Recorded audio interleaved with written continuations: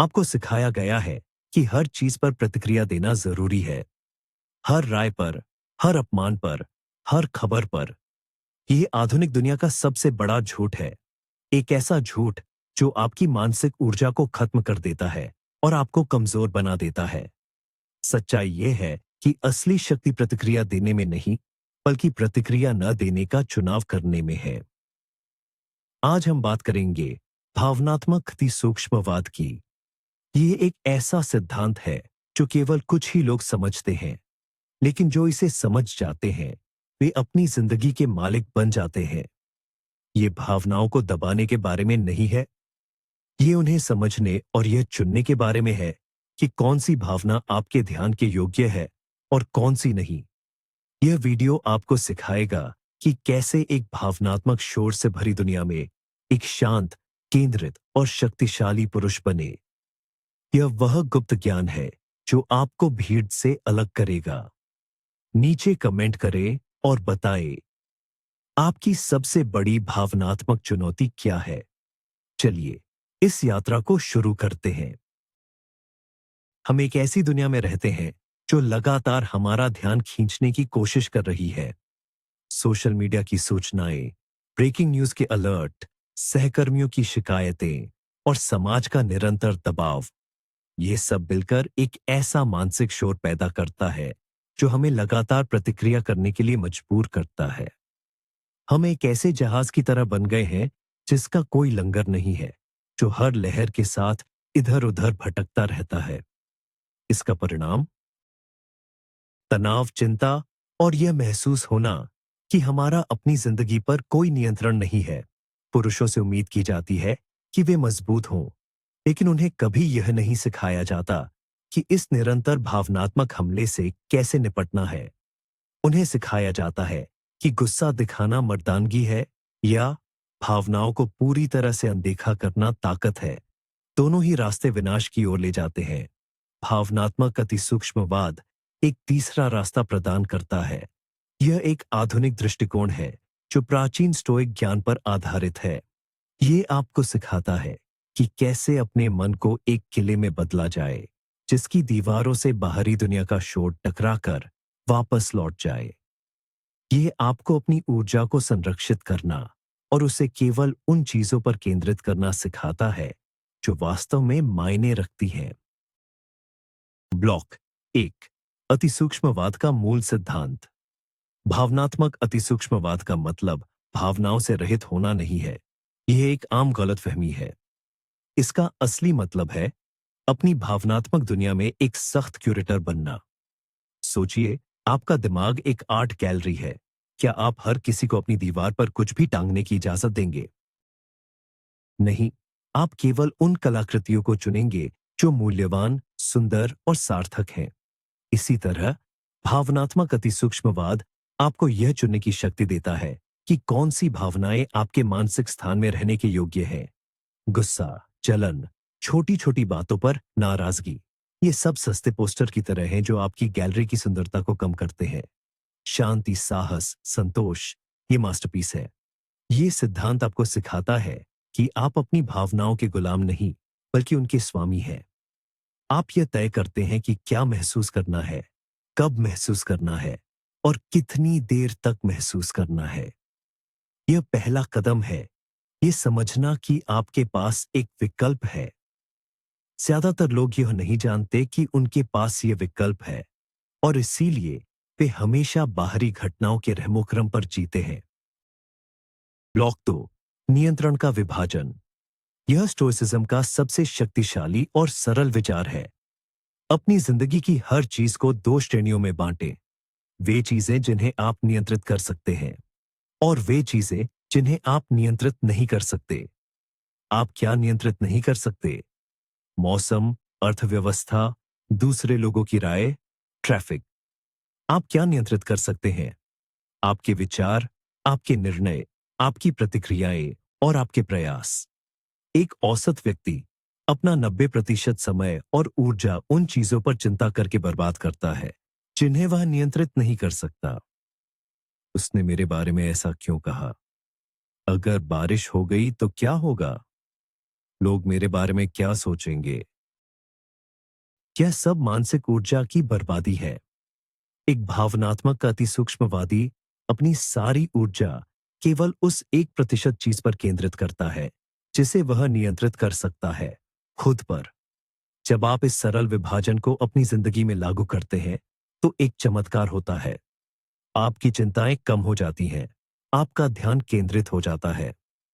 आप बाहरी अराजकता से प्रभावित हुए बिना कार्य करने में सक्षम हो जाते हैं। यह स्वतंत्रता की अंतिम भावना है। यह समझना कि आपका सुख इस बात पर निर्भर नहीं करता कि दुनिया आपको क्या देती है, बल्कि इस बात पर कि आप दुनिया को क्या प्रतिक्रिया देते हैं। ब्लॉक 3। आपका मन एक किला है। कल्पना कीजिए कि आपका मन एक अभेद्य किला है। बाहरी घटनाएं जैसे कि आलोचना, असफलता या विश्वासघात तीर की तरह है जो इस किले की ओर चलाए जाते हैं। अब एक कमजोर दिमाग वाला व्यक्ति इन तीरों को सीधे अपने अंदर आने देता है और वे उसे घायल कर देते हैं। लेकिन एक प्रशिक्षित स्टोइक दिमाग वाला व्यक्ति जानता है कि ये तीर किले की दीवारों से टकरा कर नीचे गिर जाएंगे जब तक कि वह खुद गेट खोलकर उन्हें अंदर न आने दे। वह गेट क्या है? वह गेट है आपका निर्णय। कोई घटना अपने आप में अच्छी या बुरी नहीं होती। यह हमारा निर्णय है जो उसे वैसा बनाता है। किसी ने आपको अपमानित किया, यह एक बाहरी घटना है, एक तीर। अगर आपका निर्णय है, यह भयानक है, मेरी बेइज्जती हो गई, तो आपने गेट खोल दिया है। लेकिन अगर आपका निर्णय है, यह सिर्फ कुछ शब्द है जो उस व्यक्ति की असुरक्षा को दर्शाते हैं, मेरा नहीं, तो तीर दीवार से टकराकर गिर जाता है। आपका किला सुरक्षित रहता है। भावनात्मक अति सूक्ष्मवाद आपको सिखाता है कि कैसे इस गेट पर एक सतर्क गार्ड बने।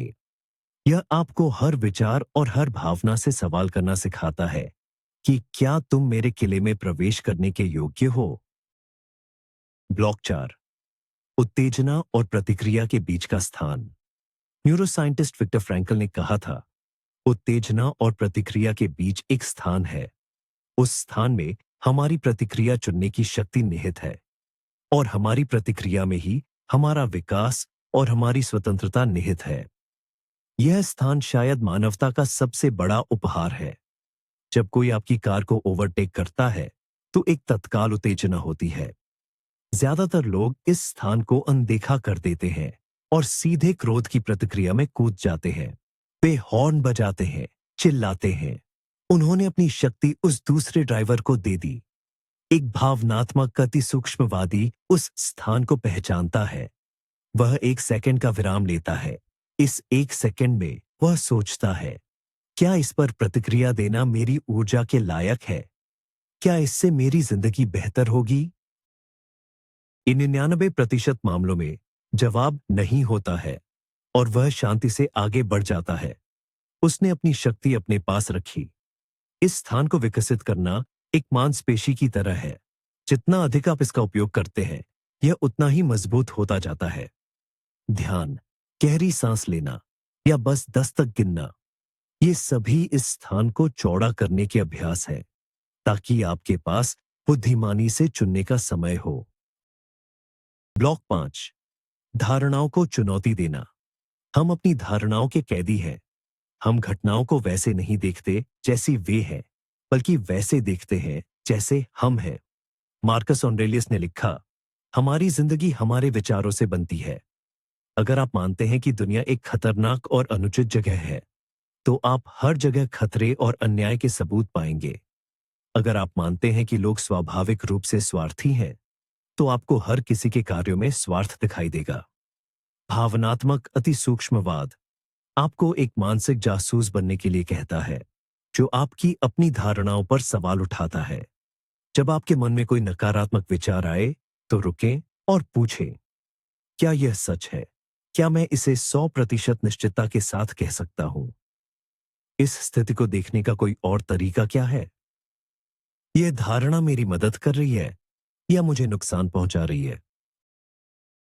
उदाहरण के लिए, आपका बॉस आपके काम की आलोचना करता है। तत्काल धारणा, मैं एक विफलता हूं, वह मुझे पसंद नहीं करता। एक वैकल्पिक धारणा, वह मुझे बेहतर बनाने में मदद करने की कोशिश कर रहा है। यह विकास का एक अवसर है। देखें, घटना वही है, लेकिन धारणा बदलने से आपकी पूरी भावनात्मक प्रतिक्रिया बदल जाती है। आप पीड़ित से एक छात्र बन जाते हैं। ब्लॉक 6, नकारात्मक कल्पना का अभ्यास। यह सुनने में अजीब लग सकता है, लेकिन यह स्टोइसिज्म के सबसे शक्तिशाली उपकरणों में से एक है।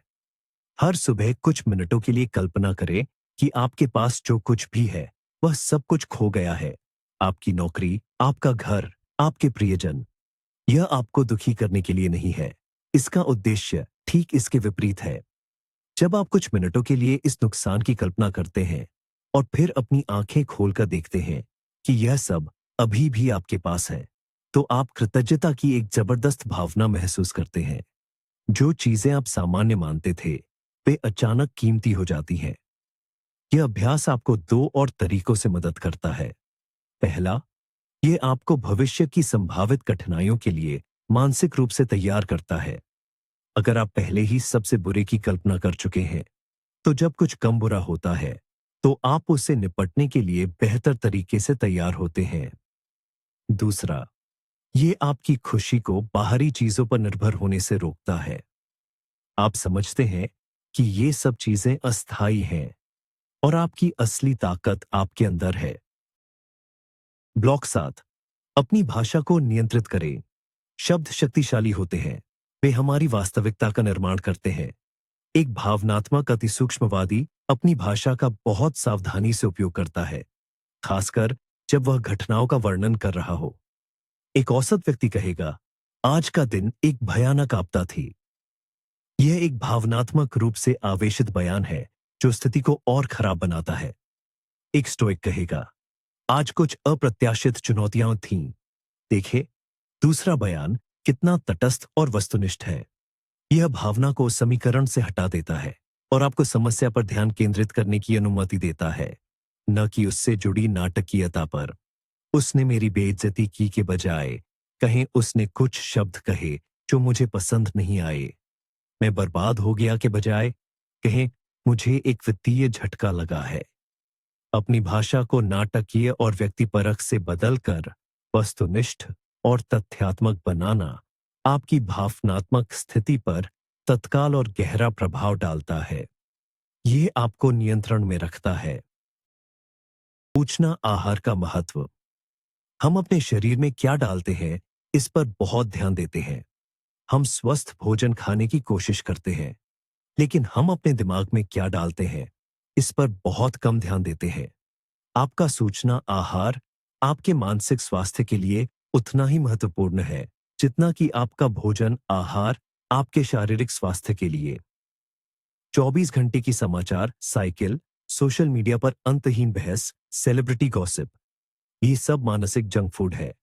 ये आपके दिमाग को अनावश्यक जानकारी और नकारात्मकता से भर देता है, जिससे आपकी ध्यान केंद्रित करने और स्पष्ट रूप से सोचने की क्षमता कम हो जाती है। एक भावनात्मक अतिसूक्ष्मवादी अपने सूचना उपभोग के बारे में बहुत चयनात्मक होता है। वह समाचार पढ़ने के लिए एक निश्चित समय निर्धारित करता है। वह उन सोशल मीडिया अकाउंट्स को अनफॉलो कर देता है जो केवल गुस्सा और विवाद फैलाते हैं। वह अपने दिमाग को खाली कैलोरी से भरने के बजाय उसे ज्ञान, कौशल और सकारात्मक विचारों से पोषित करना चुनता है। याद रखें, आपकी सबसे कीमती संपत्ति आपका ध्यान है। इसे सस्ते में न बेचें। ब्लॉक 9, स्वैच्छिक असुविधा का अभ्यास। हम आराम के आदी हो गए हैं। आधुनिक दुनिया ने हमें हर तरह की असुविधा से बचाने के लिए डिजाइन किया है, लेकिन आराम हमें कमजोर बनाता है। जब हम हमेशा आरामदायक रहते हैं, तो जब अनिवार्य रूप से असुविधा आती है, तो हम बिखर जाते हैं। स्टोइक जानबूझकर छोटी छोटी स्वैच्छिक असुविधाओं का अभ्यास करते थे ताकि वे अपनी इच्छा शक्ति को प्रशिक्षित कर सकें। आप भी ऐसा कर सकते हैं। ठंडे पानी से नहाए, एक दिन उपवास करें, लिफ्ट के बजाय सीढ़ियों का उपयोग करें। जानबूझकर वह काम करें जो थोड़ा मुश्किल हो। यह अभ्यास आपको सिखाता है कि आप अपनी भावनाओं से ज्यादा मजबूत हैं। जब आप ठंडे पानी के नीचे खड़े होते हैं, तो आपका दिमाग चिल्लाता है, बाहर निकलो। लेकिन जब आप वहीं रहते हैं, तो आप अपने दिमाग को दिखा रहे होते हैं कि बॉस कौन है।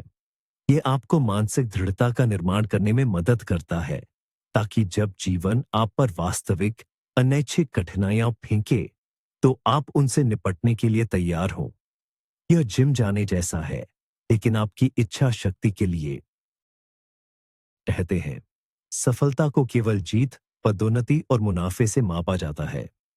समस्या यह है कि परिणाम अक्सर हमारे पूर्ण नियंत्रण में नहीं होते हैं। आप सबसे अच्छी प्रस्तुति दे सकते हैं, लेकिन फिर भी सौदा हार सकते हैं। आप सबसे कठिन प्रशिक्षण ले सकते हैं, लेकिन फिर भी दौड़ हार सकते हैं। यदि आपका पूरा आत्म-मूल्य परिणाम से जुड़ा है, तो आप एक निरंतर भावनात्मक रोलर कोस्टर पर रहेंगे। स्टोइक एक अलग दृष्टिकोण अपनाते हैं। वे अपना पूरा ध्यान प्रक्रिया पर केंद्रित करते हैं, उन चीजों पर जो उनके नियंत्रण में है। एक तीरंदाज का उदाहरण ले। वह तीर की उड़ान या हवा को नियंत्रित नहीं कर सकता।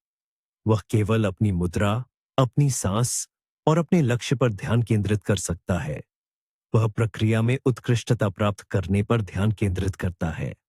चाहे तीर निशाने पर लगे या नहीं, उसे इस बात से संतोष है कि उसने वह सब कुछ किया जो वह कर सकता था। अपनी जिंदगी में भी यही सिद्धांत लागू करें। अपने प्रयासों पर गर्व करें, परिणामों पर नहीं। ये आपको बाहरी दुनिया की अनिश्चितताओं से मुक्त करता है। ब्लॉक क्या रहा? दूसरों की राय से मुक्ति।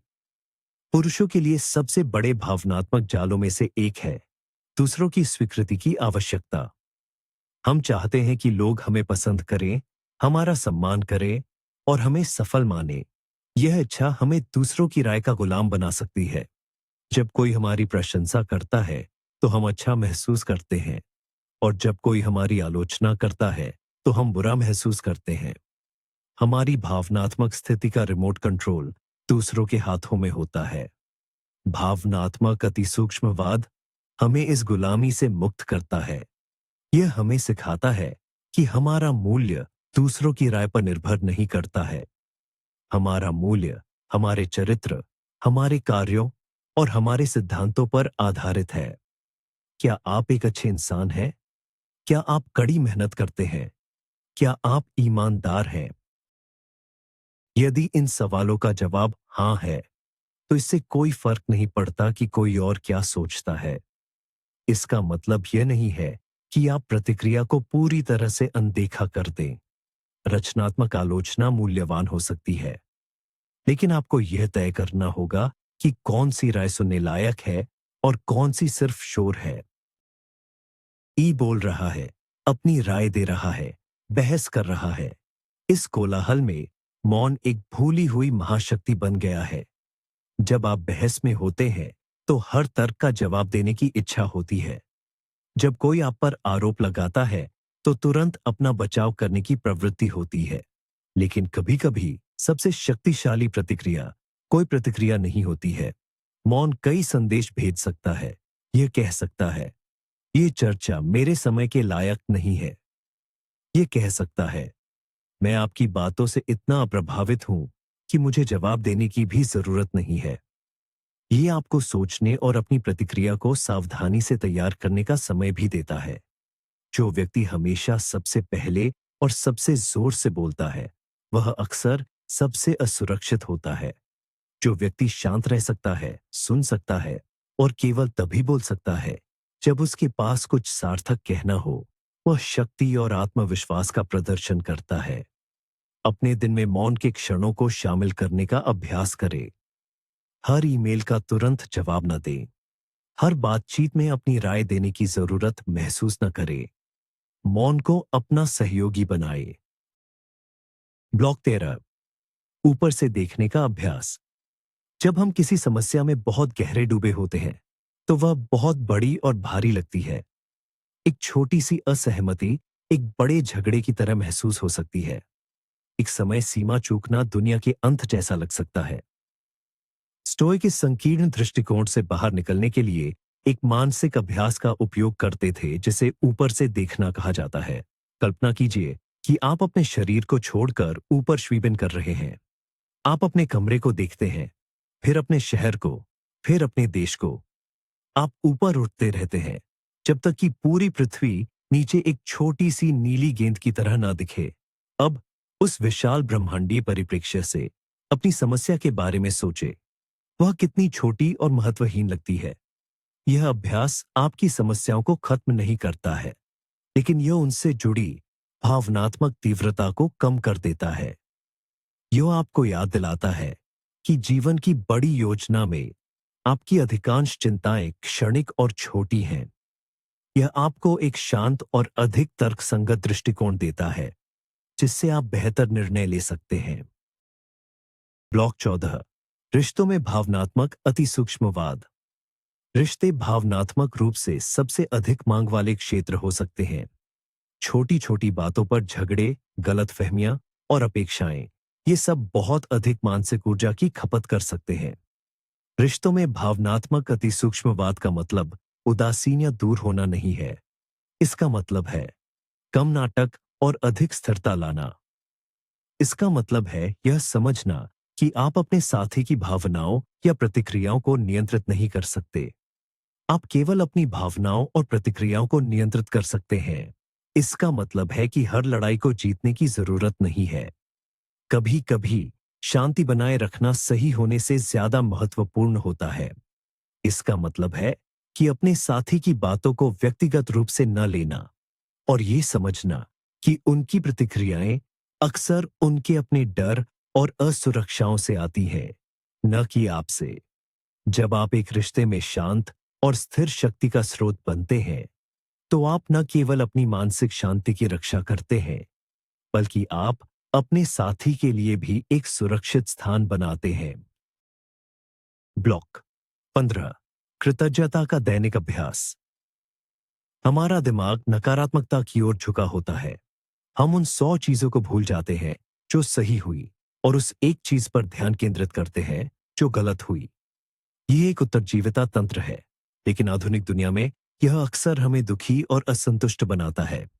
इस प्राकृतिक झुकाव का मुकाबला करने का सबसे प्रभावी तरीका कृतज्ञता का सचेत अभ्यास है। हर दिन 3 से 5 ऐसी चीजों को लिखने या सोचने के लिए समय निकालें जिनके लिए आप आभारी हैं। ये बड़ी चीजें हो सकती हैं, जैसे आपका स्वास्थ्य या आपका परिवार, या ये छोटी चीजें हो सकती हैं, जैसे सुबह की कॉफी का स्वाद या सूरज की रोशनी। यह सरल अभ्यास आपके मस्तिष्क को फिर से तार तार कर देता है। यह आपके दिमाग को जो कमी है उस पर ध्यान केंद्रित करने के बजाय जो आपके पास है उसे देखने के लिए प्रशिक्षित करता है। कृतज्ञता एक शक्तिशाली एंटीडोट है ईर्ष्या, आक्रोश और असंतोष के लिए। ये आपको दिखाता है कि आपके पास पहले से ही वह सब कुछ है जो आपको शांत और संतुष्ट रहने के लिए चाहिए।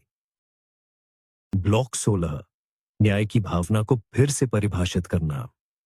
हम अक्सर यह उचित नहीं है की भावना से प्रेरित होते हैं। जब कोई हमें ट्रैफिक में काटता है, जब किसी और को वह पदोन्नति मिलती है जिसके हम हकदार थे, जब जीवन हमारे रास्ते में बाधाएं डालता है, हम ब्रह्मांड से एक निश्चित स्तर की निष्पक्षता की उम्मीद करते हैं, और जब हमें वह नहीं मिलती तो हम क्रोधित और निराश हो जाते हैं। स्टोइक का एक कठोर लेकिन मुक्त करने वाला दृष्टिकोण था। ब्रह्मांड पर आपकी निष्पक्षता की कोई धारणा बकाया नहीं है। बुरी चीजें अच्छे लोगों के साथ होती है, अच्छी चीजें बुरे लोगों के साथ होती है। जीवन स्वाभाविक रूप से उचित नहीं है। इस सच्चाई को स्वीकार करना आपको बहुत अधिक भावनात्मक पीड़ा से बचाता है।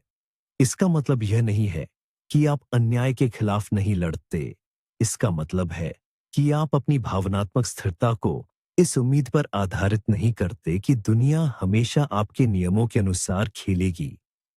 आप अपना ध्यान इस पर केंद्रित करते हैं कि आप क्या नियंत्रित कर सकते हैं।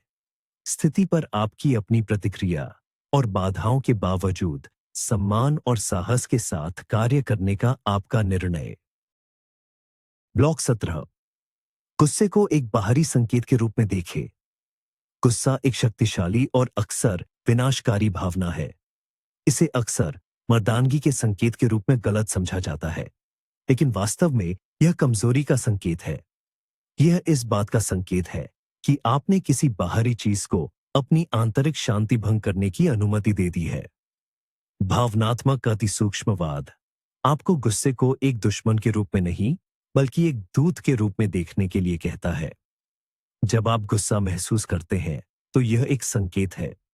यह एक अलार्म है जो आपको बता रहा है कि आपकी कोई अपेक्षा या कोई नियम तोड़ा गया है।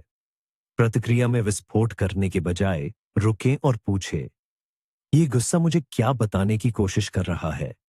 मेरी कौन सी गहरी धारणा को चुनौती दी गई है? शायद यह संकेत है कि आपने किसी ऐसी चीज पर नियंत्रण की उम्मीद की थी जिसे आप नियंत्रित नहीं कर सकते, या शायद यह संकेत है कि आपकी कोई सीमा पार हो गई है जिसे आपको शांति से लेकिन दृढ़ता से फिर से स्थापित करने की आवश्यकता है। गुस्से को एक डेटा बिंदु के रूप में उपयोग करना, एक अनियंत्रित आग के रूप में नहीं, आपको अपनी भावनाओं का मालिक बनाता है। ब्लॉक 18, सुबह और शाम की दिनचर्या का निर्माण। आपकी सुबह और शाम आपके दिन के दो सबसे महत्वपूर्ण हिस्से हैं। वे आपके मानसिक स्थिति के लिए टोन सेट करते हैं। एक औसत व्यक्ति अपनी सुबह अपने फोन को देखकर शुरू करता है। ईमेल, समाचार, सोशल मीडिया। वह तुरंत एक प्रतिक्रियाशील मोड में चला जाता है, दुनिया की मांगों का जवाब देता है। वह अपना दिन शुरू होने से पहले ही हार जाता है। एक भावनात्मक अति सूक्ष्मवादी अपनी सुबह का मालिक होता है। वह जानबूझकर पहले कुछ मिनट बिना किसी बाहरी इनपुट के बिताता है। शायद वह ध्यान करता है, जर्नलिंग करता है, या बस शांति से बैठता है। वह अपने दिन के लिए अपनी मंशा निर्धारित करता है। इसी तरह शाम को वह अपने दिमाग को सोने से पहले शांत होने का समय देता है। वह काम के बारे में सोचना बंद कर देता है, स्क्रीन बंद कर देता है और पढ़ता है या अपने प्रियजनों के साथ समय बिताता है। ये जानबूझकर की गई दिनचर्या आपके मन के चारों ओर एक सुरक्षात्मक बफर बनाती है, जो आपको दुनिया के अराजक शोर से बचाती है। ब्लॉक 19, अपनी मृत्यु पर विचार करना, मेमेंटो मोरी। यह एक और गंभीर स्टोइक अभ्यास है, लेकिन यह अविश्वसनीय रूप से शक्तिशाली है। मेमेंटो मोरी का अर्थ है, याद रखो कि तुम्हें मरना है। ये आपको निराशावादी बनाने के लिए नहीं है। इसका उद्देश्य आपको याद दिलाना है कि आपका समय सीमित और कीमती है। जब आप अपनी नश्वरता को ध्यान में रखते हैं, तो छोटी छोटी परेशानियां और तुच्छ चिंताएं अपनी शक्ति खो देती हैं। क्या आप अपने अंतिम दिन पर इस बात की परवाह करेंगे कि किसी ने आपको सोशल मीडिया पर अपमानित किया? क्या आप इस बात पर गुस्सा होंगे कि कोई सहकर्मी आपकी बात से सहमत नहीं था? नहीं, मेमेंटो मोरी एक फिल्टर की तरह काम करता है, जो आपको यह देखने में मदद करता है कि वास्तव में क्या महत्वपूर्ण है। आपके रिश्ते, आपका योगदान, आपका चरित्र। यह आपको साहसी कार्य करने और अपने जीवन को पूरी तरह से जीने के लिए प्रेरित करता है, क्योंकि आप जानते हैं कि आपके पास अनिश्चित काल तक का समय नहीं है। यह अंतिम भावनात्मक अति सूक्ष्मवादी उपकरण है जो सभी अनावश्यक को हटा देता है और केवल सार छोड़ देता है। ब्लॉक 20, शांति आपकी अंतिम स्थिति है। भावनात्मक अति सूक्ष्मवाद का अंतिम लक्ष्य क्या है? यह अमीर बनना या प्रसिद्ध होना नहीं है। यह हमेशा खुश रहना भी नहीं है। अंतिम लक्ष्य है आंतरिक शांति, एक ऐसी मानसिक स्थिति जिसे स्टोइक अपाथियां कहते थे, जिसका अर्थ उदासीनता नहीं, बल्कि बाहरी घटनाओं से अविचलित रहने की स्थिति है। यह एक ऐसी गहरी शांति है जो परिस्थितियों पर निर्भर नहीं करती है। ये तब भी मौजूद रहती है जब बाहर तूफान चल रहा हो। ये समझना कि आपने अपने मन को इतना प्रशिक्षित कर लिया है कि कोई भी व्यक्ति या कोई भी घटना आपकी आंतरिक शांति को आपकी अनुमति के बिना नहीं ले सकती। ये सच्ची शक्ति है। ये सच्ची स्वतंत्रता है। ये एक जीवन भर का अभ्यास है, एक मंजिल नहीं। लेकिन हर बार जब आप प्रतिक्रिया न देने का चुनाव करते हैं, हर बार जब आप अपनी ऊर्जा को उस पर केंद्रित करते हैं जिसे आप नियंत्रित कर सकते हैं, तो आप इस स्थिति के करीब एक कदम और बढ़ जाते हैं। आप उस 1% पुरुषों में से एक बन जाते हैं जो समझते हैं कि असली जीत युद्ध के मैदान पर नहीं, बल्कि अपने मन के भीतर जीती जाती है। तो आज हमने जो सीखा है उसका सार क्या है? यह है, आपकी शक्ति आपके और दुनिया के बीच के स्थान में निहित है। यह आपकी प्रतिक्रिया चुनने की क्षमता में है। भावनात्मक अति सूक्ष्मवाद भावनाओं को खत्म करने के बारे में नहीं है। यह उन भावनाओं को चुनने के बारे में है जो आपके योग्य हैं। यह अपनी मानसिक ऊर्जा को एक लेजर की तरह केंद्रित करने के बारे में है, न कि एक टूटे हुए बल्ब की तरह बिखेरने के बारे में। याद रखें, आपकी शांति आपकी जिम्मेदारी है। कोई इसे आपको दे नहीं सकता और कोई इसे आपसे छीन नहीं सकता, जब तक कि आप उन्हें ऐसा करने की अनुमति न दें। आप अब उस तूफान में एक पत्ता नहीं है। आप वह चट्टान है जिसके खिलाफ लहरें टूटती हैं। इस ज्ञान को समझने के लिए समय निकालने के लिए धन्यवाद। अगर ये आपके लिए मूल्यवान था, तो चैनल को सब्सक्राइब करें और इस वीडियो को उस एक दोस्त के साथ साझा करें जिसे इसे देखने की जरूरत है। अब मैं आपके लिए एक सवाल छोड़ता हूं। कमेंट में बताएं, आज से आप कौन सा एक सिद्धांत अपनी जिंदगी में लागू करेंगे?